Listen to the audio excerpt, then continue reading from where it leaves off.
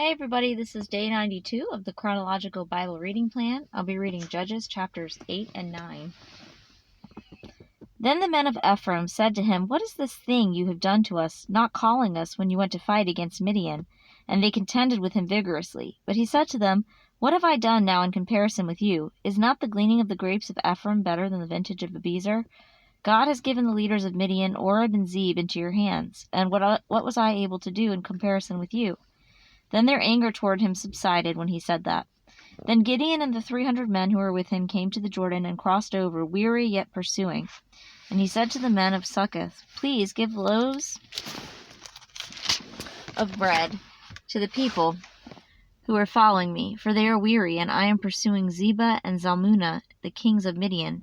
And the leaders of Succoth said, "Are the hands of Zebah and Zalmunna already in your hands, that we should give bread to your army?" And Gideon said, "All right, when the Lord has given Zebah and Zalmunna into my hand, then I will thrash your bodies with the horns of the wilderness and with briars." And he went up from there to Penuel and spoke similarly to them. And the men of Penuel answered him just as the men of Succoth had answered. So he spoke also to the men of Penuel, saying, "When I return safely, I will tear down this tower."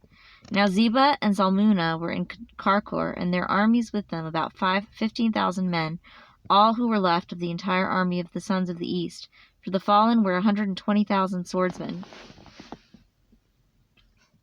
And Gideon went up by the way of those who lived in tents on the east of Nobah and Jogbehah, and attacked the camp when the camp was unsuspecting. When Zebah and Zalmunna fled, he pursued them and captured the two kings of Midian, Zebah and Zalmunna, and routed the whole army. Then Gideon the son of Joash returned from the battle by the ascent of Heres, and he captured a youth from Succoth and questioned him.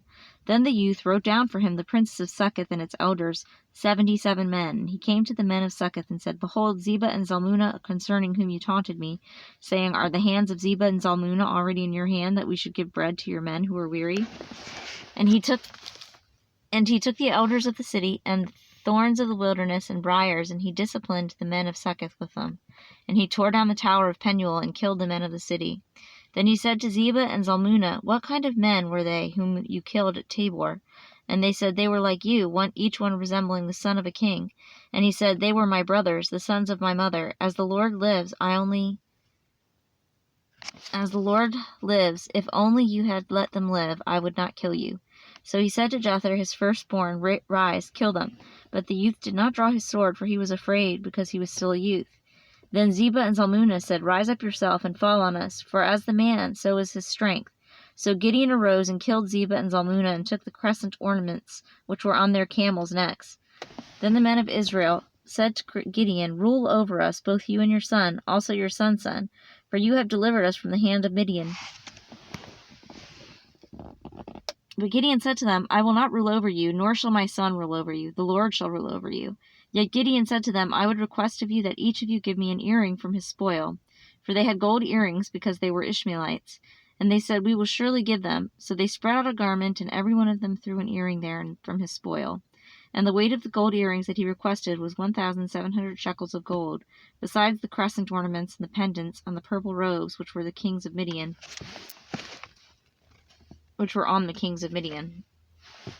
and besides the neckbands that were on their camels' necks. And Gideon made it into an ephod and placed it in his city. Ophrah and all Israel played the harlot with it there, so that it became a snare to Gideon and his household. So Midian was subdued before the sons of Israel, and they did not lift up their heads any more, and the land was undisturbed for 40 years in the days of Gideon. Then Jerubbaal the son of Joash went and lived in his own house. Now Gideon had 70 sons, who were his direct descendants, for he had many wives. And his concubine, who was in Shechem, also bore him a son, and he named him Abimelech. And Gideon the son of Joash died at a ripe old age, and was buried in the tomb of his father Joash, in Ophrah of the Abiezrites. Then it came about, as soon as Gideon was dead, that the sons of Israel again played the harlot with the Baals, and made the Baal Berith their god. Thus the sons of Israel did not remember the Lord their God, who had delivered them from the hands of all their enemies on every side. Nor did they show kindness to the household of Jerubbaal, that is Gideon, in accord with all the good that he had done to Israel.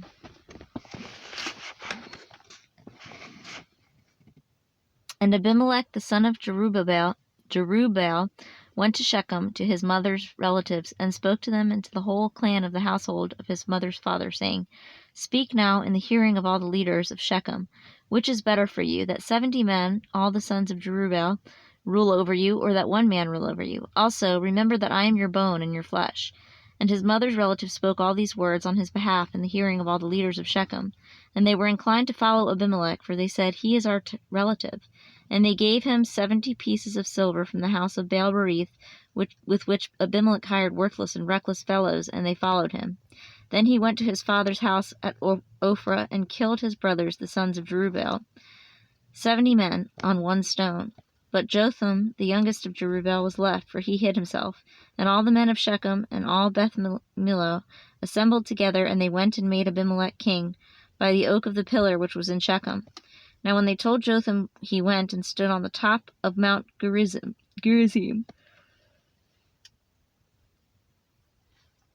and lifted his voice and called out. Thus he said to them, Listen to me, O men of Shechem, that God may listen to you.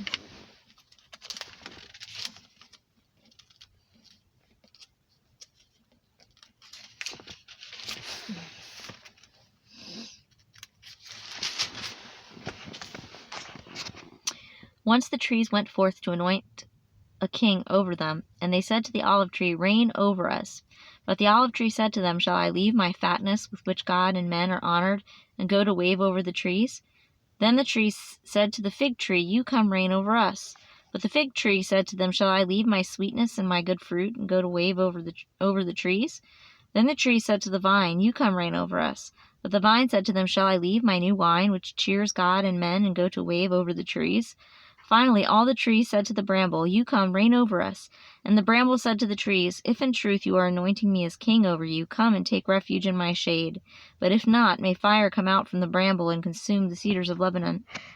Now, therefore, if you have dealt in truth and integrity in making Abimelech king, and if you have dealt well with Jerubbaal and his household and his house, and have dealt with him as he deserved, for my father fought for you and risked his life and delivered you from the hand of Midian. But you have risen against my father's house today, and have killed his sons, 70 men, on one stone, and have made Abimelech, the son of his maidservant, king over the men of Shechem, because he is your relative.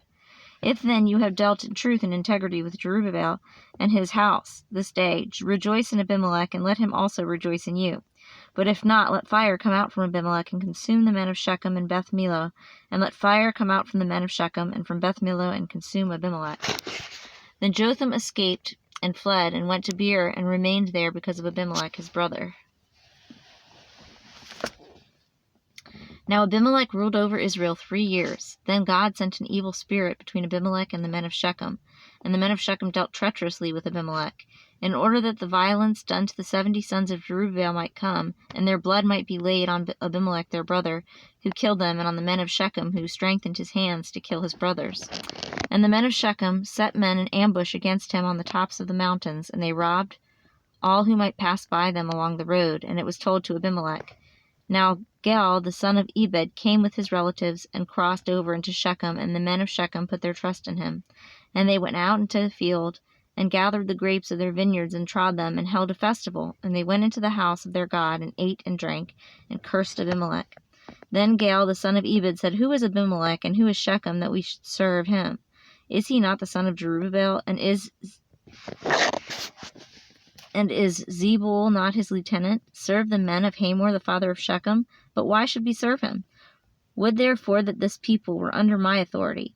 Then I would remove Abimelech. And he said to Abimelech, Increase your army and come out. And when Zebul, the ruler of the city, heard the words of Gaal, the son of Ebed, his anger burned, and he sent messengers to Abimelech deceitfully, saying, Behold, Gaal, the son of Ebed, and his relatives have come to Shechem, and behold, they are stirring up the city against you. Now therefore arise by night, you and the people who are with you, and lie in wait in the field. And it shall come about in the morning, as soon as the sun is up, that you shall rise early and rush upon the city. And behold, when he and the people who are with him come out against you, you shall do to them whatever you can.